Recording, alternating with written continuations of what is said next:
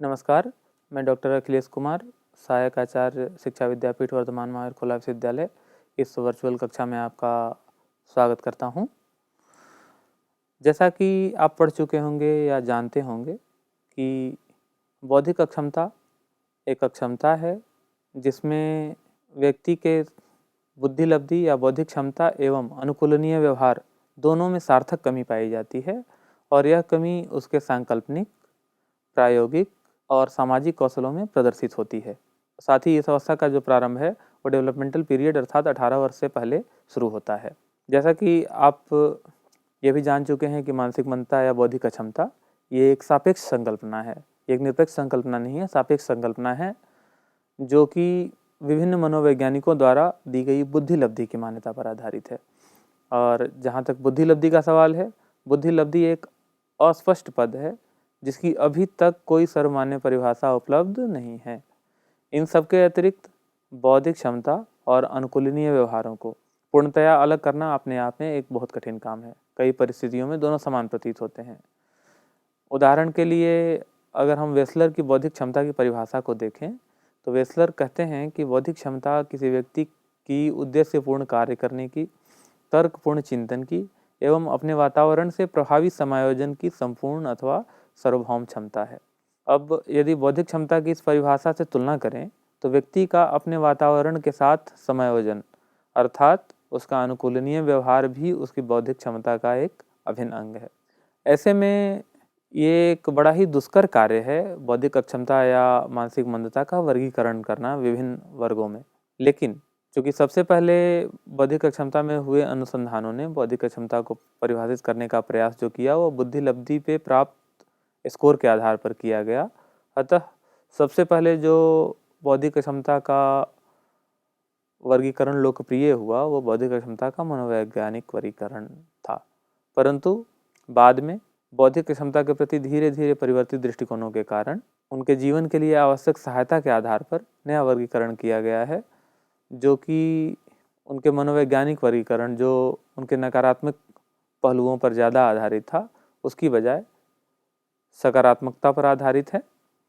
तो आज के इस सत्र में वस्तुतः हम बौद्धिक क्षमता के वर्गीकरण को देखेंगे। मुख्यतः 4 वर्गीकरण हैं, जिसमें पहला है मनोवैज्ञानिक वर्गीकरण, दूसरा है शैक्षिक वर्गीकरण, तीसरा है जो नवीनतम है आवश्यक सहायता पर आधारित वर्गीकरण और चौथा जो है वो उनका चिकित्सकीय वर्गीकरण है। चिकित्सकीय वर्गीकरण का जो आधार है वो है बौद्धिक क्षमता के विभिन्न कारणों पर आधारित।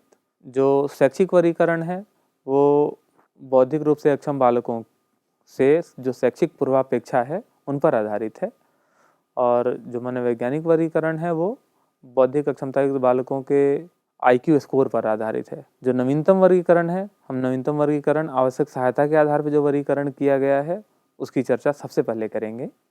Classification of intellectual disability based on needed support, यह जो है बौद्धिक अक्षमता का नवीनतम वर्गीकरण है जो बौद्धिक अक्षमता के प्रति परिवर्तित सकारात्मक सामाजिक दृष्टिकोण के कारण मनोवैज्ञानिक और शैक्षिक वर्गीकरण से इतर AAIDD अर्थात American association of intellectual and developmental disability द्वारा सुझाया गया है।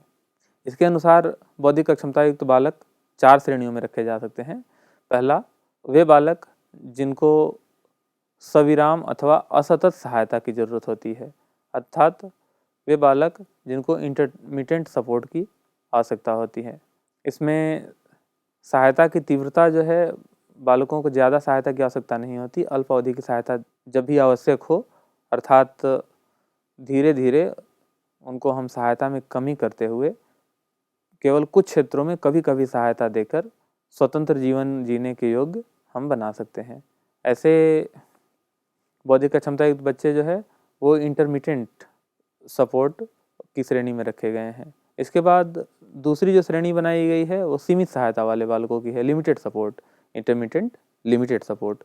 लिमिटेड सपोर्ट वाले जो है इन्हें सविराम श्रेणी से कुछ अधिक समय तक, कुछ अधिक क्षेत्रों में, कुछ अधिक गहन सहायता, परंतु सतत सहायता की आवश्यकता इनको नहीं होती है।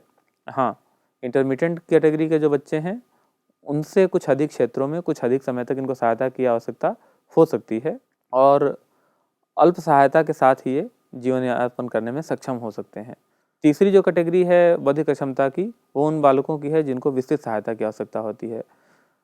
ऐसे बालकों को कुछ क्षेत्रों में लगभग जीवन पर्यंत सहायता की आवश्यकता होती है और अन्य क्षेत्रों में जहाँ पे वो शायद स्वावलंबी हो सकते हैं, उनमें अधिक गहन सहायता की आवश्यकता होती है। तो ये एक्सटेंसिव जो बालक हैं, एक्सटेंसिव सपोर्ट की आवश्यकता वाले बालक हैं, इनकी समय सीमा, तीव्रता और क्षेत्र ज़्यादा गहन, कुछ क्षेत्रों में आजीवन सहायता इन्हें चाहिए होता है। और अति विस्तृत या व्यापक सहायता वाले जो बालक हैं, उनको लगभग जीवन जीने के अधिकांश क्षेत्रों में जीवन पर्यंत लगातार सहायता आवश्यक होती है और सहायता की गहनता भी अधिक होती है। इस प्रकार आवश्यक सहायता के आधार पर बौद्धिक अक्षमता को 4 वर्गों में बांटा गया है। पहला इंटरमीडिएट, दूसरा लिमिटेड, तीसरा एक्सटेंसिव और चौथा परवेसिव सपोर्ट। अर्थात वे बच्चे जिन्हें कुछ दिनों के लिए सीमित सहायता चाहिए होती है और तत्पश्चात वो स्वतंत्र जीवन जीने लायक हो जाते हैं।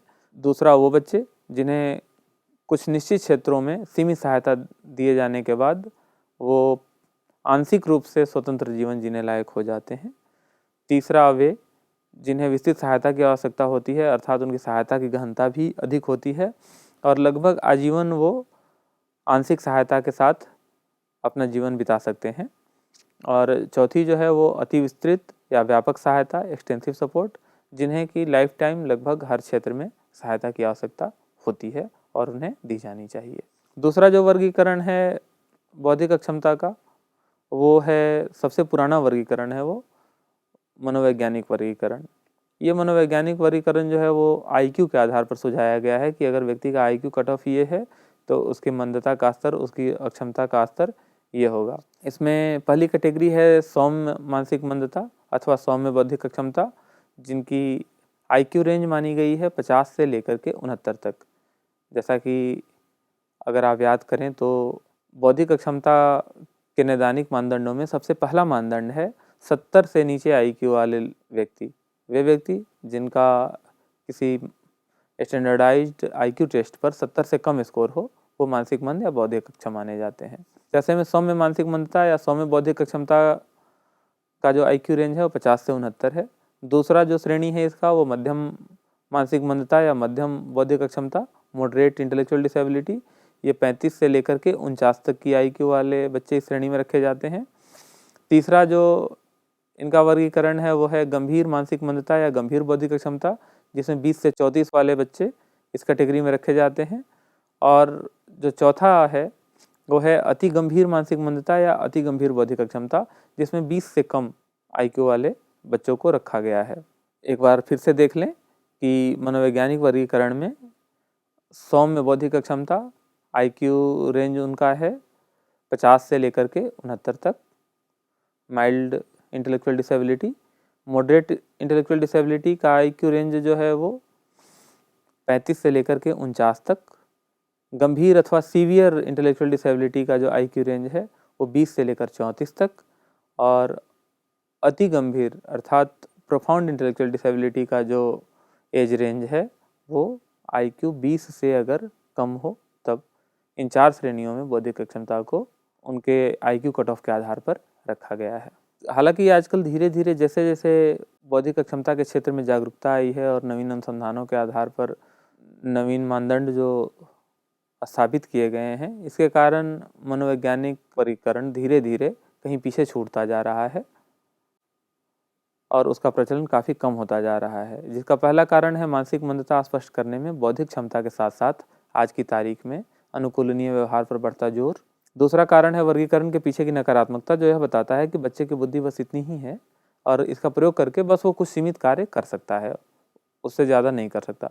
मनोवैज्ञानिक प्रणाली के अनुसार जो 4 वर्ग बताए गए थे, इन्हीं वर्गों में उनसे शैक्षिक पूर्वापेक्षा के अनुसार शैक्षिक वर्गीकरण भी किया गया है, जिनमें educable mental retardation, trainable mental retardation और कस्टोडियल मेंटल रिटार्डेशन। इसको आप तुलना कर लें कि जो मनोवैज्ञानिक वर्गीकरण है माइल्ड बौद्धिक अक्षमता वो एजुकेबल मेंटल रिटार्डेशन के समतुल्य है, और मॉडरेट और सीवियर जो बौद्धिक अक्षमता है वो ट्रेनेबल मेंटल रिटार्डेशन के समतुल्य है, और जो कस्टोडियल मेंटल रिटार्डेशन है वो प्रोफाउंड मेंटल रिटार्डेशन या प्रोफाउंड इंटेलेक्चुअल डिसेबिलिटी के समतुल्य है।